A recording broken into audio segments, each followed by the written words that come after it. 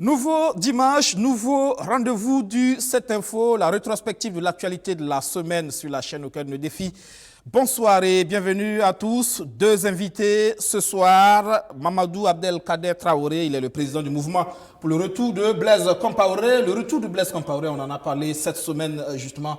Bonsoir, bienvenue. Bonsoir, M. Guébré. On sera à vous dans un instant. Avec nous également notre analyste politique, Siaka Koulibaly. Bonsoir. Bonsoir. Le 7 Info, c'est parti.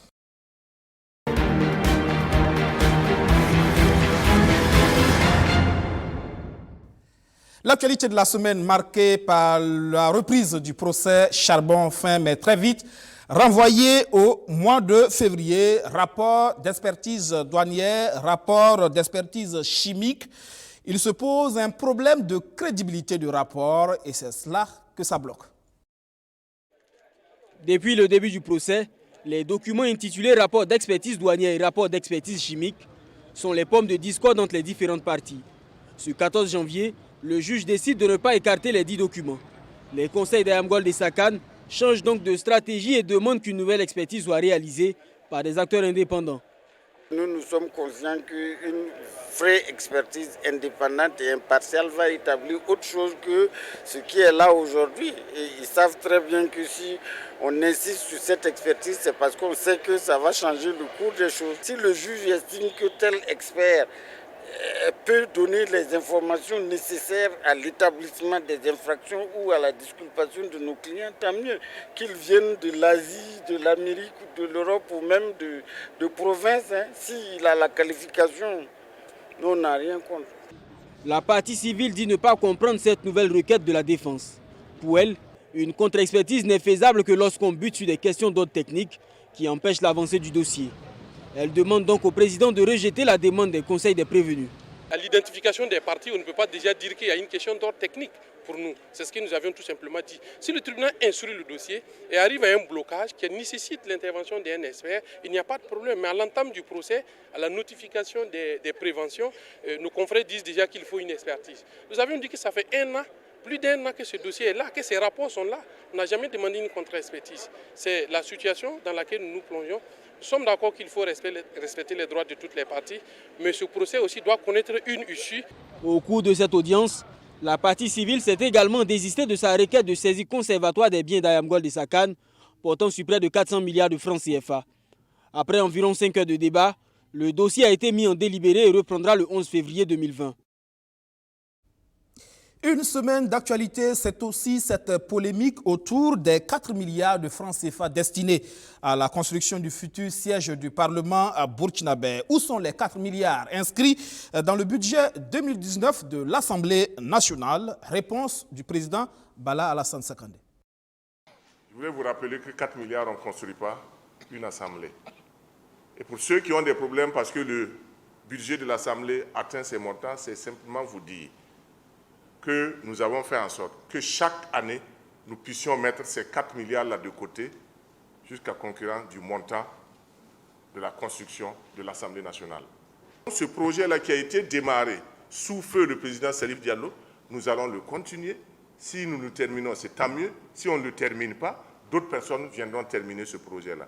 Donc ces 4 milliards-là, ce n'est pas parce qu'on a mis les 4 milliards de côté. Soyez rassurés que ces 4 milliards, nous avons l'opposition et la majorité à l'Assemblée. Nous avons une commission de finances qui contrôle. Nous avons le ministère, le Trésor. Donc, c'est des fonds que nous mettons de côté. Et en discussion avec la structure qui va construire l'Assemblée, c'est faire en sorte, par anticipation, pour pouvoir disposer de l'argent pour payer nos traites annuelles. Donc, à 4 milliards, on ne construit pas une Assemblée. Voilà une polémique au cours de cette semaine. 4 milliards retenus sur le budget 2019 de l'Assemblée nationale dans le cadre de la construction du futur siège de l'Assemblée nationale. Comme il a dit, peut-être que ça ne construit pas une Assemblée à 4 milliards, mais la polémique n'est pas finie puisqu'on s'interroge toujours sur où est-ce que ces 4 milliards sont déposés. Est-ce dans les caisses de l'Assemblée ou au Trésor public ou dans une banque? Est-ce que c'est possible? Et en plus aussi, la polémique, c'est aussi sur le coût justement de la réalisation de cette future Assemblée nationale qui n'est pas tout à fait connue. Et qui a fait les études? Est-ce qu'il y a eu un appel d'offres déjà qui a permis de déterminer une entreprise qui devrait faire les travaux? C'est un ensemble d'interrogations qui reste sans réponse pour l'instant. Mais je crois que l'exercice en lui-même, il est bon. en ce sens que les citoyens réclament de la transparence sur la gestion budgétaire pour une institution qui est chargée de contrôler l'exécutif. C'est extrêmement intéressant que les citoyens en viennent donc à poser ce type de questions-là. Maintenant, la réponse est donnée. Je ne sais pas pourquoi il n'a pas fait intervenir des spécialistes du budget qui peut expliquer techniquement en quoi est-ce qu'on peut reporter un montant qui est déjà budgétisé pour une année donnée. Peut-être qu'il serait été beaucoup plus convaincant. Et à mon sens, l'argument qu'il aurait pu utiliser de façon plus efficace, c'est de dire qu'un budget, c'est juste une prévision. C'est-à-dire qu'on prévoit 20 milliards, mais l'argent qu'ils vont effectivement recevoir dans l'année, il est différent de ces 20 milliards-là. Donc cela peut expliquer pourquoi ils n'ont pas pu entamer le projet de construction. Tel qu'il explique, c'est que ces Voilà. 4 milliards, c'est un acquis. C'est ça. Je sais qu'il ne peut pas avoir eu les 20 milliards, puisque toutes les institutions font ces prévisions et c'est en fonction de ce qui est disponible qu'on décaisse. Bon, peut-être que le différentiel entre le budget prévu et ce qui a effectivement été dépensé est très large, ce qui pose un autre problème de capacité de prévision. Donc, il peut ne pas vouloir utiliser cet argument-là. Sinon, en réalité, je suis sûr que tout l'argent, les 20 milliards n'ont pas dû être transférés, si bien qu'on peut reporter sur le budget suivant. Et au fur et à mesure, une année donnée, il y aura une priorisation sur cet investissement. Et là, on va vraiment décaisser le montant final. Mais il faut maintenant que le coût total de l'investissement soit connu, ce qui permettrait aux uns et aux autres de suivre l'évolution du dossier. On attendra de voir donc pour la suite de cette question. La semaine marquée également par cette nouvelle attaque dans la zone d'Arbinda au Sahel, une attaque à l'engin explosif improvisé contre une unité du groupement de forces pour la sécurisation du Nord. Elle a causé cette attaque la mort de 6 soldats et 1 blessé. Et puis, pendant ce temps, à Ouagadougou, l'on est à la recherche d'une solution culturelle à l'extrémisme violent. Les ministres de la Culture du G5 Sahel se sont réunis dans la capitale burkinabé. Les ministres en charge de la culture des pays du G5 Sahel veulent une plus grande implication de la culture dans la lutte contre l'extrémisme violent. Réunis à Ouagadougou pendant 72 heures, les hommes de culture sont parvenus à la rédaction de la déclaration de Ouagadougou. Une déclaration qui sonne la cloche de la mobilisation contre la radicalisation des jeunes de l'espace. Elle a aussi pour objectif la prise en compte des valeurs culturelles africaines pour faire face à ce péril. Rappelons l'urgence de la mise en orbite des systèmes de valeurs de nos communautés comme un puissant moyen non seulement de consolidation de la cohésion sociale, mais aussi de prévention et de lutte contre l'extrémisme violent. Exprimons notre préoccupation quant à l'insuffisance des budgets alloués au secteur de la culture dans les 5 États membres. Réitérons la prise en compte du volet culture dans la stratégie de développement et de sécurité du G5 Sahel et des projets prioritaires définis dans le projet d'investissement prioritaire.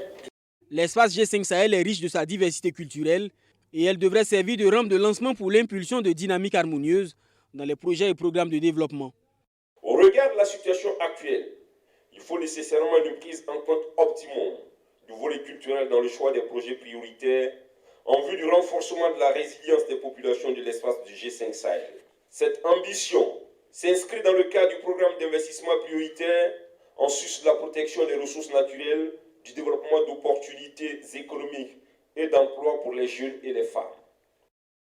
Cette conférence a également abouti à 2 appels majeurs, celui lancé par les autorités coutumières et traditionnelles et celui des artistes et écrivains.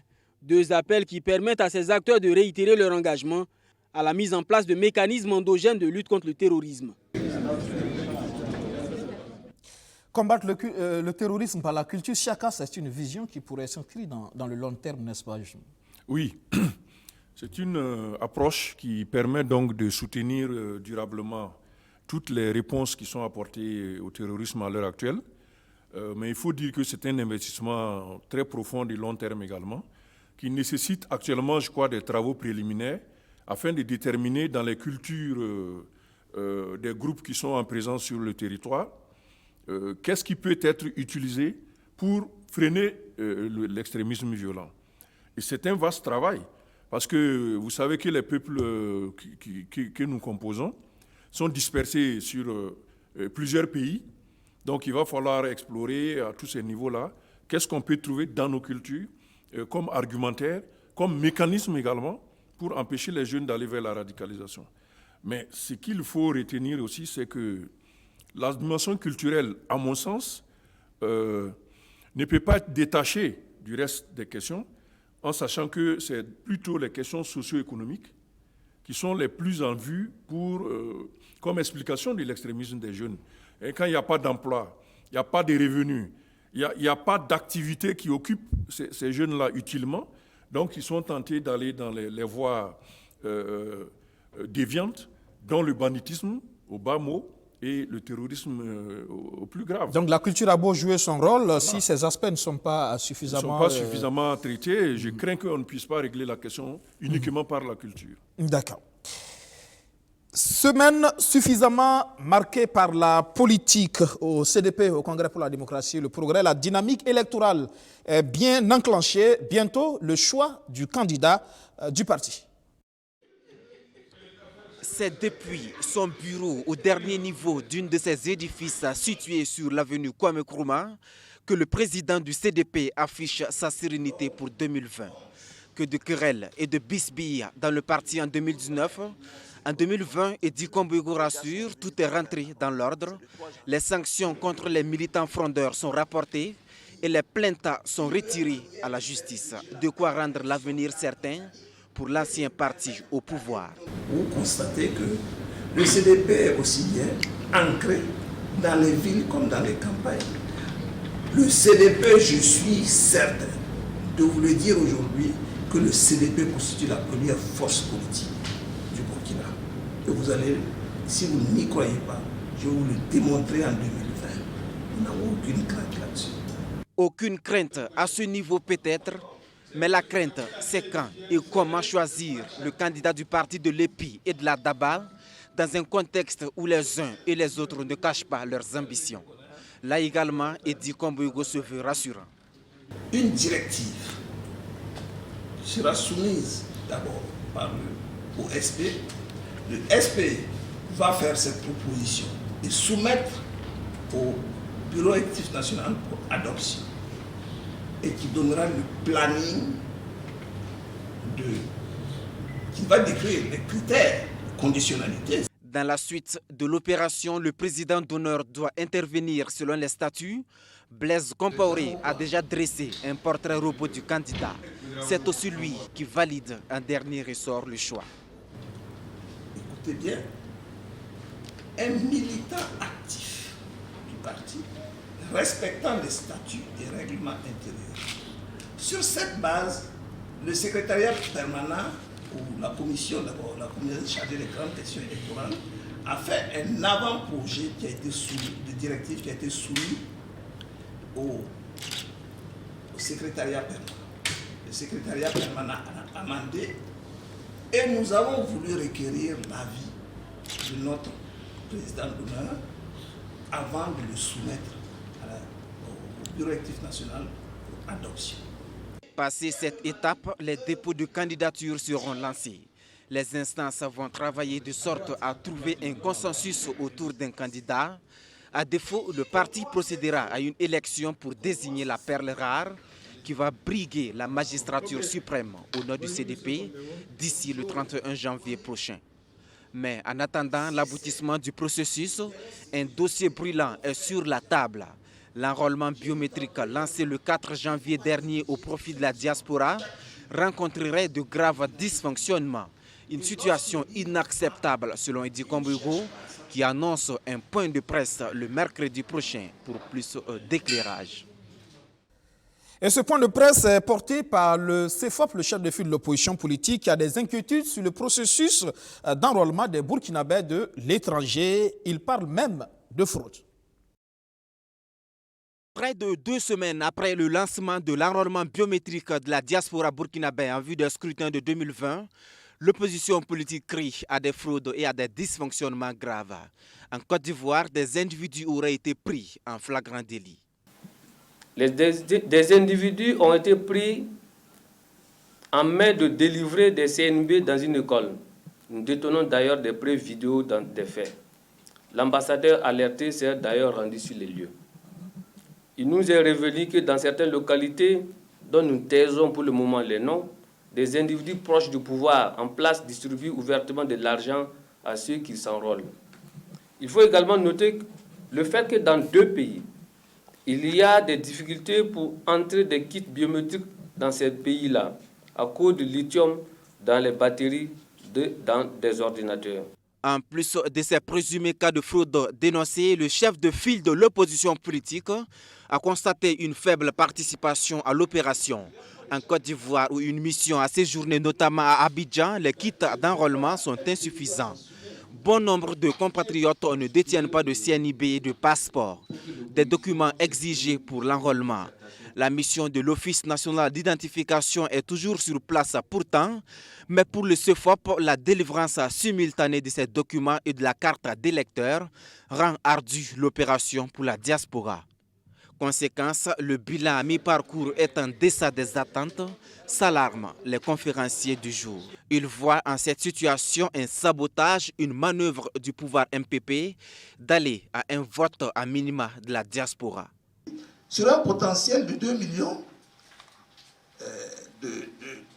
d'électeurs en Côte d'Ivoire, plus d'une semaine après, nous n'avons que 1600. 1400, je crois. Aujourd'hui, j'ai eu les statistiques, ça fait à peu près 1600 à ce jour. Nous, on s'inquiète. Et lorsqu'on regarde leur processus d'enrôlement, c'est pour nous dire, à la fin, que sur un potentiel de 2 millions, 500 000 de la diaspora, on n'a plus qu'enrôler environ 20 000 ou 30 000. Nous sommes loin du compte. Et donc, si on veut enrôler encore, il faut reporter la date. C'est pourquoi nous disons, nous sommes vigilants. Et pour surmonter cet imbroglio, le CEFOP appelle l'exécutif à tout mettre en œuvre pour modifier le code électoral conformément aux recommandations du dialogue politique. Il permettra aux équipes de la CENI d'être plus proches des potentiels électeurs. Proroger les délais de délivrance des CNIB, la validité des CNIB expirés jusqu'au 31 décembre 2021. Ce sont entre autres des propositions faites ce 16 janvier. C'est là déjà une situation qui annonce les couleurs pour les élections de cette année, notamment le vote de la diaspora avec déjà des difficultés qui semblent, même si effectivement au niveau de l'ambassade on a démenti justement, on dément ces accusations de tentatives de fraude, mais la situation est que visiblement il n'y a pas d'engouement de la diaspora par rapport à l'enrôlement. Oui, il y a 2 aspects ici. Il y a la question des fraudes et la question de l'engouement de l'enrôlement. Pour les fraudes, je crois que c'est assez traditionnel entre l'opposition et le pouvoir en place de se rejeter la balle sur ces questions en disant que les uns et les autres préparent des choses irrégulières. Donc ça, c'est des questions qu'on ne va jamais terminer et qui sont difficiles également à régler. En ce qui concerne l'enrôlement, moi, je sais que cet engouement, il manque depuis assez longtemps. Bon. L'opposition l'utilise donc comme argument pour soutenir sa théorie. Mais en réalité, chaque fois qu'il y a déjà eu un enrôlement en 2012, et il était également aussi squelettique. On était autour de 2000 comme ça qui s'étaient inscrits alors qu'ils étaient passés partout. C'est pour ça que, en tant qu'impliqué dans les questions électorales, moi j'étais de ceux qui prônaient qu'on utilise donc les listes d'état civil et sur la base des pièces accréditées comme la carte nationale d'identité, qui soit la base du fichier électoral. À partir de là, tout citoyen qui dispose de sa CNIB serait automatiquement, s'il a l'âge d'être électeur, en ce moment on pourrait lui délivrer soit un autre titre, soit même la CNIB pourrait servir à cela. Parce que chaque fois qu'on va vouloir faire des enrôlements volontaires, il y aura de la déperdition de l'électorat, forcément, pour des raisons objectives. Hein. Si vous prenez la Côte d'Ivoire, comme on le sait, il y a une concentration, c'est vrai à Abidjan, mais il y a une plus grande concentration à l'intérieur du pays autour de Soubré, et d'Uekoué, etc., etc. Et quand vous connaissez la configuration de ces zones-là, vous savez que les Burkinabés ne sont pas concentrés dans les localités. Ils se retrouvent dans des campements, des petits campements, pour lesquels il est difficile de venir peut-être spécialement pour ces enrôlements-là. Donc même s'ils le veulent, il y a des raisons objectives qui peuvent les amener à ne pas venir. Donc ce qui fait que finalement, on va peut-être avoir un faible taux d'enrôlement au final. Voilà, le problème, c'est qu'en même temps, l'Assemblée doit, la semaine à venir, justement, se pencher sur cette révision à minimum du code électoral et qui devrait pouvoir servir de base. Mais déjà, les équipes sont sur place. Et du coup, ce problème de calendrier, on se demande sur quelle base la CENI travaille. La CENI qui a d'ailleurs une conférence de presse prévue cette semaine, justement. OK. Ça va peut-être nous éclairer, effectivement. Parce que je sais que les tournées d'enrôlement étaient prévues de longue date, parce que le calendrier d'adoption de la loi était déjà début décembre. C'était prévu comme ça. Maintenant, pour quelles raisons ce n'est pas fait, ça, je ne peux pas le dire aujourd'hui. Donc, la CENI avait programmé donc, ces tournées en se basant sur le fait que la loi aurait été votée en début décembre, ce qui permettrait donc d'avoir un fichier, enfin, un système d'enrôlement valide sur la base de la loi. Même si la loi intervenait et que l'enrôlement est déjà effectué, on ne peut pas faire un autre enrôlement, parce qu'on en a déjà fait un, disons qu'il est en cours d'ailleurs. Donc, on sera obligé d'avoir une loi qui va servir pour le futur, mais pas pour cette fois-ci. En tout cas, pour l'aspect enrôlement. La loi devrait permettre aussi de statuer sur les lieux de vote, justement, au-delà des ambassades, des consulats. Oui. C'est comment, avec l'accord du pays d'accueil, pouvoir permettre justement de multiplier les lieux de vote, de sorte à permettre justement aux Burkinabés d'être plus proches de ces lieux. Là où nous sommes en retard, c'est sur la question de l'enrôlement. Mais sur le vote, ça ne va pas être tard. Oui, mais la question aurait pu permettre justement de multiplier ces espaces pour permettre aux Burkinabés de se faire enrôler. Oui, c'est la réalité. Bon, je sais que l'accord politique avait prévu qu'on puisse multiplier les lieux de vote et aussi les lieux d'enrôlement. Puisque j'ai vu le projet de loi, il est inscrit là-bas. Peut-être que c'est sur cette base que la CENI s'en va, puisqu'il y a un accord sur la question. Mais malheureusement, actuellement, ce qui est dans la loi, ce n'est pas ce qui permet à la CENI de travailler et d'être efficace. Parce qu'on n'aura pas plusieurs centres d'enrôlement. Et ça va jouer sur le chiffre final de l'enrôlement. Justement. Et dans ce sens, l'opposition fait des propositions, notamment prolonger les délais d'enrôlement. Prolonger les délais, mais ça a un aspect financier. Il aurait tout simplement fallu s'arranger pour voter la loi avant de commencer, de reporter l'enrôlement tout simplement, permettant d'avoir une base légale qui joue sur ce processus de l'enrôlement. Si on prolonge, il faut payer de l'argent, surtout que c'est à l'extérieur, pour que les missions puissent rester sur place. Et dans les cas où il y a eu des demandes expresses pour que les pays d'accueil puissent accepter que les missions d'enrôlement arrivent, peut-être qu'il y a des délais qui ont été convenus. Est-ce qu'on peut prolonger ces délais, etc., etc. Il y a pas mal de questions donc, qui se posent.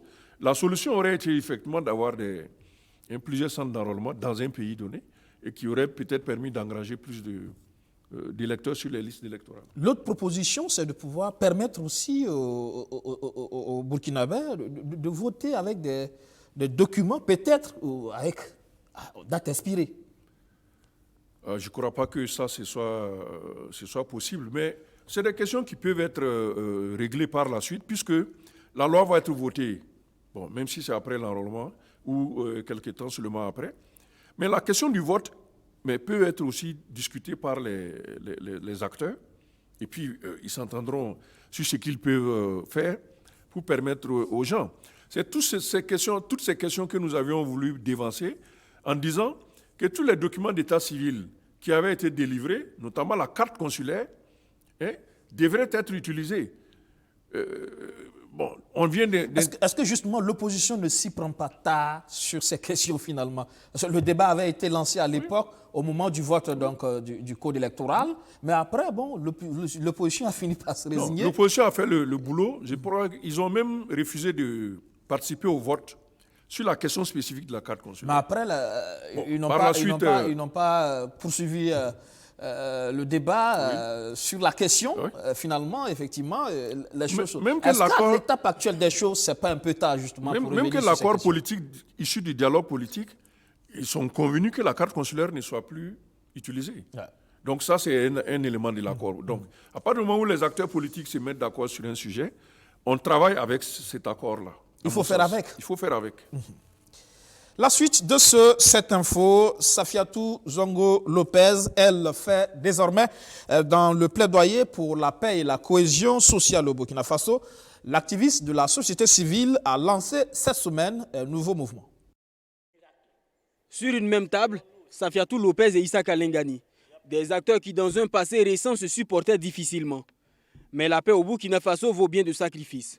Réunis au sein du mouvement pour le plaidoyer du retour de la paix et de la cohésion sociale du Burkina Faso, ils voudraient faire de la pédagogie par l'exemple et inviter tous les Burkinabés à marcher ensemble sur la route de la paix. C'est dans le souci de voir tous les Burkinabés se parler, se considérer, se respecter et se réconcilier entre eux-mêmes et avec leur histoire que nous avons initié ce mouvement pour apporter notre part de contribution à la réussite de la réconciliation nationale, afin de parvenir à une nation viable, sans haine, ni division, ni rancune, dans un État où les droits des citoyens seront rigoureusement respectés conformément à la loi. Selon ce mouvement, la paix serait un repas difficile à concocter en l'absence de certains exilés politiques. Blaise Compaoré, Yacouba Isaac Zida, des personnalités qui comptent dont il va falloir tenir compte pour aller à un dialogue national inclusif. Moi, je pense qu'on peut trouver une solution pour cela. Mais cela, il faut une volonté politique. Il faut que le président du Faso regarde, trouve la pertinence, trouve la solution pour que nous arrivions à un apaisement. Parce que nous tous qui sommes là, vous qui êtes la journaliste, vous ne pouvez pas dire que la situation du Burkina aujourd'hui vous convient. Mais nous avons l'ambition d'arriver à un dialogue national, inclusif et sincère. Quelqu'un a parlé de la sincérité, oui c'est sincère. Parce que si je ne suis pas pour quelque chose, je n'y vais pas. Le mouvement pour le plaidoyer du retour de la paix et de la cohésion sociale du Burkina Faso est une organisation composite. Elle regroupe entre autres des leaders d'organisations de la société civile, d'anciens ambassadeurs et des militaires à la retraite. Voilà. Siaka Coulibaly, Lopez qui rebondit avec ce nouveau mouvement et qui se positionne désormais comme un vecteur de plaidoyer, un vecteur de paix, de stabilité, de réconciliation. Oui, l'apparition de personnages comme Safiatou Lopez montre que aujourd'hui, tous les acteurs ont compris la nécessité de faire les choses autrement dans ce pays et que l'apaisement est une priorité.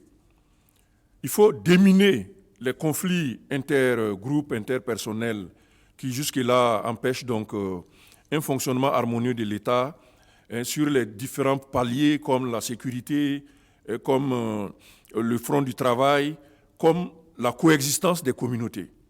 Donc, tous ces chantiers montrent qu'il est nécessaire d'impulser des dynamiques qui vont concourir au final à faire en sorte qu'on puisse faire la restauration de la stabilité, de la paix et de la sécurité. Et je crois que c'est une initiative louable qui vient s'ajouter à d'autres qui existent déjà, on le sait. Et au final, lorsque l'autorité politique va décider d'avancer sur la question, elle trouvera plusieurs dynamiques de ce genre-là qui auront brassé plusieurs composantes de la société, de sorte qu'il sera un peu peut-être plus facile d'aboutir à cette rencontre finale qui permettrait donc de mettre les gens face à face et de discuter sur les grandes questions donc, de ces pays-là. Avec nous sur ce plateau, Mamadou Abdelkader Traoré, vous êtes le président du mouvement pour le retour de Blaise Compaoré, vous venez de suivre cet élément. Ce mouvement porté par Lopez est d'accord pour justement le retour des exilés politiques comme Yacouba Isaac Zida, mais surtout comme Blaise Compaoré. C'est un combat que vous menez depuis un certain temps. Depuis un certain temps, d'abord je vais commencer par remercier BF1 de m'avoir invité sur le plateau. Je profite de l'occasion pour aussi souhaiter mes vœux de santé, de paix, de pardon à toute la nation entière. Alors, l'initiative dont Safiatou Lopez et ses coéquipiers viennent de lancer vient confirmer notre combat que nous avons commencé depuis 2015. Safiatou Lopez, il faut noter qu'elle est une insurgée des premières heures. Et aujourd'hui, si les insurgés eux-mêmes, ils ont compris qu'il y a une nécessité du retour des exilés politiques vers une réconciliation, ça veut dire que le sujet n'est plus un problème. donc aux autorités actuelles en place de travailler au retour des exilés politiques vers une réconciliation pour faire face aux défis de l'heure actuellement. Le retour de Blaise Compaoré, pour vous, c'est un élément essentiel pour le retour à la réconciliation nationale? Le retour du président Blaise Compaoré est un élément très essentiel pour la réconciliation. Par contre, quand on parle de réconciliation, il faut aller voir la question de la cohésion sociale. Un État qui a une sécurité. Aujourd'hui, notre État fait face à une guerre asymétrique et imposée par des forces obscurantistes. Alors, lorsque nous avons une cohésion sociale et une bonne cohésion entre les communautés du Burkina Faso, un État qui a une bonne sécurité, ça veut dire que cet État-là a une bonne cohésion sociale. L'armée seulement ne peut pas faire le combat dont nous faisons face. Alors, lorsque nous avons une cohésion sociale, c'est à la population d'envoyer l'information au niveau de forces de défense et de sécurité qui pourront nous aider. Nous avons vu, depuis fort longtemps, 27 ans durant, le président Blaise Compaoré a géré, de par son expertise, le pays, et dans la stabilité totale, dans la sécurité et l'intégrité territoriale dont nous cherchons aujourd'hui et la paix dont nous cherchons aujourd'hui. Donc, je dis que le retour du président Blaise Compaoré et des exilés politiques sera un catalyseur pour la réconciliation nationale. Que peut-il apporter exactement? Puisque lui-même, il est aussi sujet de division. Blaise Compaoré ne peut pas être un sujet de division. Les gens ont compris maintenant parce que l'affaire de 30 et 31 octobre qui a mis la pression au président Compaoré qui a décidé de signer sa vacance de pouvoir pour éviter un bain de sang n'est pas une question d'insurrection populaire, mais nous savons bien qu'il y a une pression qui l'a fait partir. Alors donc, comme il a géré de façon rationnelle et le pouvoir d'État pendant 27 ans dans la sécurité totale et l'intégrité territoriale, de par son expertise dans les grandes landes, à la recherche plutôt de la paix à travers le monde, dont il a fait son champ de bataille depuis plusieurs années, dont il a fait des réussites. Je pense que cette expertise-là, nous avons besoin de ça pour conjuguer ensemble les efforts avec ceux qui sont actuellement aux affaires, pour pouvoir bouter le terrorisme hors de nos frontières et aussi voir la question du développement économique et social. Et dans quelles conditions doit-il rentrer, à votre avis? Blaise Compaoré, dans une condition où s'il y a un engagement entre les politiques aujourd'hui, notamment le président Roch Marc Christian Kaboré, et entouré des autorités coutumières et religieuses, je pense que demain matin, les exilés politiques et Blaise Compaoré peuvent décider de rentrer pour une réconciliation, afin qu'on puisse conjuguer ensemble les efforts pour travailler pour faire face au défi de l'heure qui est l'insécurité. Et qui doit créer ces conditions à votre avis? Je pense qu'aujourd'hui, si nous prenons l'exemple sur le Mali, le président et avec la République centrafricaine, nous avons constaté sur les médias que les présidents, en exercice de leurs fonctions, ont ouvert la porte aux anciens dignitaires et aux anciens présidents. Alors, donc, je pense que le président Roch Marc Christian Kaboré doit s'auto-saisir parce que la situation est très alarmante et on est convaincu que le président Blaise Compaoré peut apporter de par son expertise. Donc, il doit s'auto-saisir, chercher à approcher les chefs coutumiers et religieux et travailler au retour des exilés politiques pour que les fils et filles du pays puissent se regarder en face, se dire la vérité pour édifier le Burkina. Nous avons besoin de ça. Qui de la justice? Eh bien, pour la question de la justice, il y a quoi de plus urgent actuellement, plus que la sécurité? Moi, je ne vois pas quelque chose de plus important, plus que la sécurité et l'intégrité territoriale. Pendant que je regardais sur le site des Nations Unies, nous avons enregistré de 2016 à nos jours là, 1800 morts occasionnés par des attaques terroristes, civiles et militaires confondus. Donc je pense que la situation est aussi alarmante que de parler d'une question, d'une manière, d'une autre, de justice. Si nous devons parler de justice, on doit faire une rétrospective pour vérifier. Regardez un peu la question du dossier du 30 et 31 octobre, les événements du 30 et 31 octobre, où les gens ont perdu leurs biens et des familles ont quitté le pays. Et il y a des familles qui ont perdu des enfants. Les biens ne sont pas plus importants que les humains. Oui, je parle en grosso modo, les dégâts, les dommages collatéraux que nous avons vus. Alors donc, en ce sens-là, on doit aller vite à la réconciliation, voir la question de justice traditionnelle comme nos aînés, nos dévanciers, et je salue leur engagement et la proposition qu'ils ont envoyée au chef de l'État, et la CODER, qui est un groupement de partis politiques qui ont décidé d'initier, travailler avec les chefs coutumiers dont nous aussi nous avons emboîté le pas. Nous avons vu aussi que d'autres sont toujours en train d'emboîter le pas, notamment l'équipe de Safiatou Lopez et tout. Donc, pour la question de justice là, je ne vois pas quel est l'intérêt aujourd'hui de mettre devant un tribunal un président qui a été maintes fois élu, qui a travaillé à l'édification de sa nation, qui a sacrifié 27 ans de sa vie pour protéger les Burkinabés et face à l'orgueil politique ou l'orgueil social ou de par la division sociale aujourd'hui. Ça ne sert à rien. Regroupons-nous autour des chefs coutumiers, parlons-nous francs, allons à la réconciliation, donnons-nous main dans la main comme nous avons vu au Sénégal et en Afrique du Sud, au Rwanda et partout dans le monde. Il y en a qui vous diront que c'est de l'impunité à ne pas consacrer. Ce n'est pas de l'impunité. Je prends un exemple tout court dans le pays voisin, le Ghana. Et le papa de l'actuel président du Ghana a été exécuté sous le mandat du président Rawlings. Aujourd'hui, il est président, il a le pouvoir d'État, il est le premier magistrat du Ghana.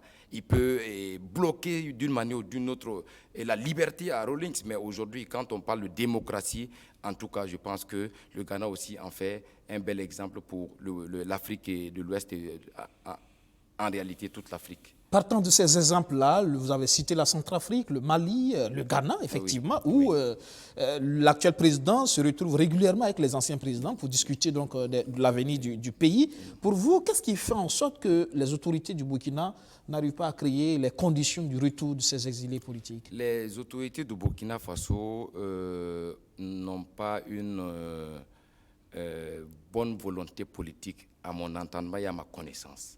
Parce que c'est un problème qui est crucial. Il y a eu les événements du 30 et 31 octobre, il y a eu les événements du Pout-Manké. Vous prenez depuis Sangouli Lamizane jusqu'à aujourd'hui, le Burkina a toujours été,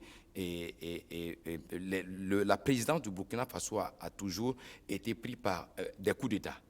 Donc je pense aujourd'hui que le Burkina a besoin d'un nouveau contrat politico-social. Donc à travers ce nouveau contrat politico-social, il faut mettre des garde-fous au niveau de notre constitution pour qu'il n'y ait plus de coup d'État, pour qu'à la fin des fins, pour que la société civile soit unie, pour que la société, les militaires soient unis, pour que les politiques aussi soient unis. Il faut éviter l'esprit de revanchard parce qu'aujourd'hui, nos frères, forces de défense et de sécurité et civiles sont en train de mourir. Est-ce que ce n'est pas justement, vous parlez de revanche, est-ce que ce n'est pas ça aussi le problème? Est-ce que le pouvoir actuel n'a pas justement cette hantise de la revanche de l'ancien régime qui pourrait s'abattre sur lui? Est-ce que ce n'est pas ça aussi qui fait qu'on a du mal justement à aller vers cette réconciliation? Oui, mais tôt ou tard, ça va les rattraper s'ils ont un esprit de revanchard. Parce que est-ce que justement le pouvoir actuel ne pense pas que ceux qui sont partis sont dans la logique de la revanche, si bien qu'ils ont peur justement de leur créer les conditions de la réconciliation, de sorte à ce que justement... Non, mais je pense que le président du Faso actuellement sait comment il faut faire pour mettre les garde-fous pour lui-même, sa protection et la protection de ceux qui doivent venir. C'est lui qui a les rênes du pouvoir aujourd'hui. C'est lui qui doit créer les conditions. Parce que quand les sages, les chefs coutumiers religieux s'investissent dans une question de réconciliation, c'est aussi important. Parce que est-ce que là, Blaise Compaoré aujourd'hui ne constitue pas une menace pour le pouvoir actuel? Parce qu'on l'a vu tout à l'heure avec l'élément du CDP où on sent qu'il a encore une influence sur la vie politique de son parti. Et donc, justement, est-ce que sa venue ne peut pas être une menace pour le pouvoir MPP? Mais je pense que non, parce qu'il a même envoyé une correspondance au président Roch Marc Christian Kaboré pour lui dire ce qui se passe au Burkina Faso, j'ai très mal au cœur. Je suis prêt à servir ma nation. Je pense qu'à leur niveau, au niveau du président de la République, il y a une mauvaise volonté politique. Et le général Djendjere a même dit que je reste du fond de ma cellule, je peux rester du fond de ma cellule pour servir ma nation. Zida étant en exil politique est prêt à servir sa nation. L'opposition politique a accepté d'entrer en dialogue politique avec le gouvernement en place. Le président Blaise Compaoré veut servir sa nation avec son expertise dont il a su prouver avec ses grandes médiations à la recherche de la paix, mais jusqu'à présent, le dossier ne bouge pas. Donc, je pense que c'est une question de mauvaise volonté politique. Je vais vraiment appeler le président du Faso, Roch Marc Christian Kaboré. Il n'a qu'à s'auto-saisir parce que c'est les Burkinabés qui sont en train de mourir. C'est parce que les Burkinabés vivent aujourd'hui que le Burkina Faso est gouvernable. Si nous disparaissons tous ici, on ne pourra pas gouverner le Burkina Faso. Donc, il n'a qu'à faire clémence. D'abord, je l'appelle à ce qui donne une certaine liberté d'abord au général Djibril Bassolé afin qu'il puisse aller dans des hôpitaux internationaux pour avoir des soins adéquats, parce que ce que nous voyons aujourd'hui aussi sur les réseaux sociaux, c'est vraiment déplorable. Quand nous voyons aussi leur comportement, Naïm Touré a été arrêté de façon arbitraire et brutale, s'il n'est pas normal. Pascal Zaïda a été arrêté et relâché. Safiatou Lopez en a subi. On ne sait pas pourquoi les gars ont été arrêtés et libérés comme ça. Donc je pense que l'orgueil politique et l'esprit de revanchard, le président du Faso doit laisser tomber ça avec tout son cliquage et aller vers la réconciliation aujourd'hui. Le président Blaise Compaoré est prêt à servir et il en a le temps. Il a l'expertise aussi. Oui, Siaka Coulibaly, c'est une question qui de plus en plus revient dans le débat national, le retour des exilés politiques, Blaise Compaoré, Yacouba Isaac Zida et bien d'autres. Vous pensez que dans cette année électorale 2020, c'est véritablement le moment d'enclencher cette dynamique pour permettre au pays, en regardant justement chez les autres, notamment le Mali, où le président a été aujourd'hui en train de reprendre de la place aussi dans ce processus de pacification du Mali. Et il y a également la Centrafrique avec le retour justement de Bozizé et de Diotodia. On parle de ces exemples-là justement. Oui. Non, moi je crois que la question de la réconciliation dans laquelle se trouve le retour des exilés est plutôt commandée par le climat politique interne. C'est vrai que les élections font partie, mais on ne peut pas suspendre donc cette question de pacification au calendrier électoral, dans la mesure où la situation politique interne peut même handicaper la bonne tenue des élections en fin d'année. Si bien qu'il y a des étapes préliminaires à franchir avant d'arriver à des élections paisibles. Justement, il y a la question sécuritaire, oui. Mais peut-être la plus facile à régler, c'est peut-être la question de la réconciliation nationale. Oui, c'est ce que je dis.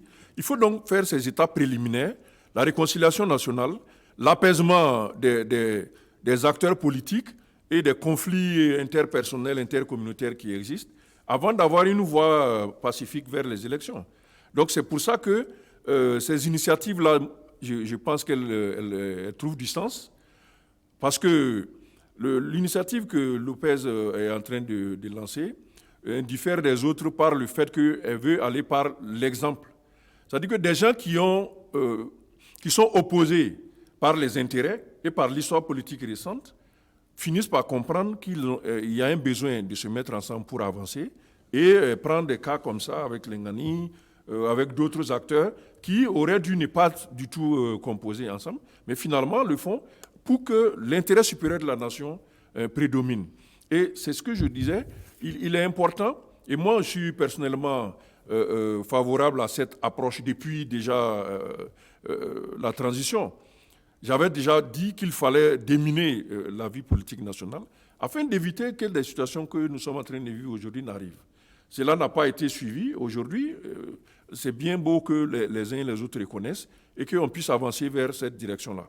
Maintenant, il a une façon de le dire.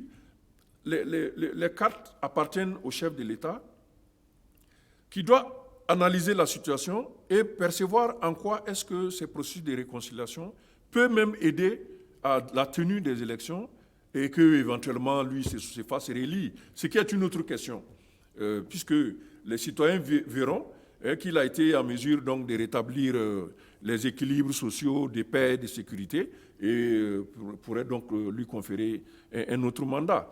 Si cela n'est pas le cas, et que le pays reste émietté de cette façon, je crains que les élections, au final, ne soient handicapées par le contexte dans lequel nous sommes en train d'évoluer. C'est essentiel, Traoré, pour des élections apaisées, le retour des exilés politiques. C'est très important parce que lorsque nous aboutirons plutôt à la réconciliation, le climat social sera apaisé et le climat intercommunautaire aussi sera apaisé.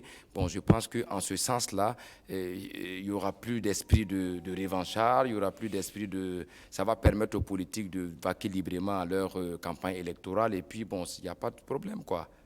D'accord. Siaka Coulibaly, il a parlé aussi tout à l'heure de cette actualité de la semaine aussi. C'est aussi cette image pas du tout intéressante de général Djibril Bassolé qui circule sur les réseaux sociaux. ça fait partie de l'ensemble des questions qu'on doit se poser et qui doivent donc amener les principaux acteurs du pays à réfléchir dans ce sens-là. Ça fait déjà pas mal de mois qu'on parle de l'évacuation de Djibril Bassolé vers des hôpitaux plus outillés. Jusque-là, cela ne se fait pas. Cette image qui a circulé a vraiment ému une très grande partie de la population. Même à l'extérieur du pays, il y a eu des médias qui en ont parlé. Même si à l'interne, il y en a qui pensent encore que c'est de la manipulation, que c'est du montage. Oui, mais l'image qui a circulé montre quand même qu'il y a une... Et je pense que l'évacuation s'est faite toujours sur la base d'un dossier médical et qui est là, qui a été apprécié par les juges qui ont donné leur accord pour l'évacuation. Donc je crois que c'est une question de mise en œuvre de cette évacuation qui fait que jusqu'à aujourd'hui, il n'est pas encore parti et qu'il est nécessaire d'interpeller.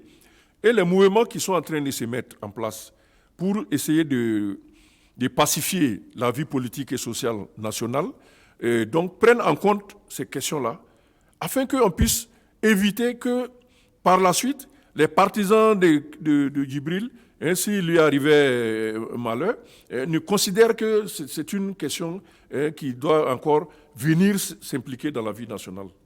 Donc, c'est pour ça qu'il faut travailler à régler toutes ces questions maintenant, de sorte que nul n'est vraiment à en vouloir à l'autre. Pour la question de la justice qui a été évoquée, tout le monde comprend aujourd'hui que si la justice avait fonctionné telle qu'elle aurait dû, on ne serait pas aujourd'hui en train de faire du préalable avec la justice pour faire la réconciliation. Les gens auraient déjà fini peut-être de purger des peines, si ce sont des peines pécuniaires, on aurait déjà eu cette question derrière nous.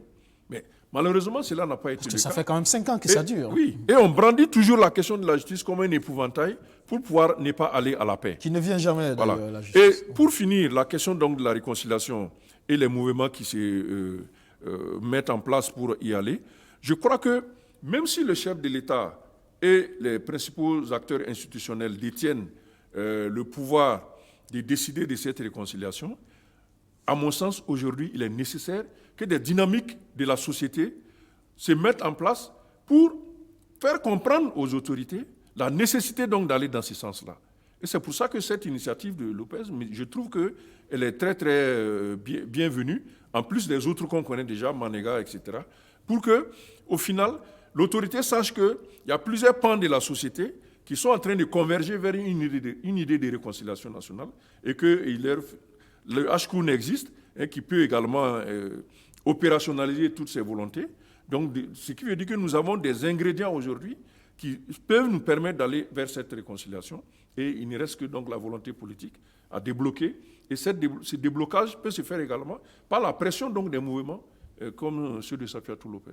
Oui, M. Traoré, pour terminer, en termes d'action de plaidoyer, qu'est-ce que vous prévoyez au niveau de votre mouvement, justement? Nous prévoyons rencontrer le président du FASO, Roch-Marc Christian Kaboré, pour aller vraiment lui dire ce que nous pensons par rapport à la correspondance que le président Blaise Compaoré lui a adressée pour son souhait à l'aider à l'édification de Burkina Faso. Nous allons aussi plaider pour la réconciliation nationale et le retour de tous les exilés politiques. Merci.